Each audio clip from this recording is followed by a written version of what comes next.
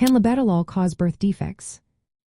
Have you ever wondered about the safety of medications during pregnancy, especially when it comes to managing hypertension?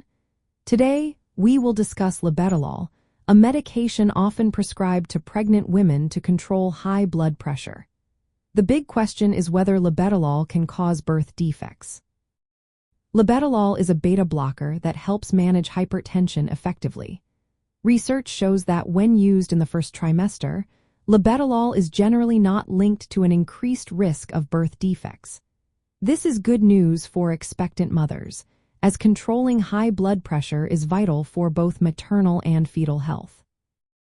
Now, you might be curious about how labetalol affects the fetus.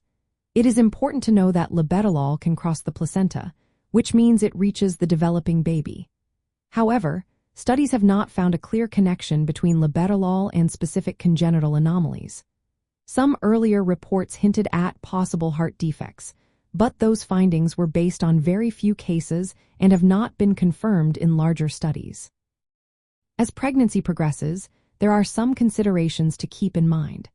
Using labetalol later in pregnancy may lead to temporary effects in newborns, such as low blood sugar or slower breathing right after birth. However, the evidence on these effects is mixed. There has also been some concern about fetal growth restriction or low birth weight linked to beta blockers. Still, high-quality studies have not established a direct link between labetalol and low birth weight. It is essential to remember that hypertension itself can contribute to smaller birth size. When it comes to managing hypertension during pregnancy, labetalol is often a preferred choice. It effectively controls blood pressure, reducing the risks of complications like preeclampsia. The benefits of using labetalol typically outweigh any potential risks to the fetus. Pregnant individuals taking labetalol should have regular checkups with their healthcare providers. This helps monitor blood pressure and assess fetal growth. Any side effects or concerns should be discussed openly with the healthcare team. In summary, while labetalol does cross the placenta and may have some effects on the fetus, current evidence does not support the idea that it causes birth defects.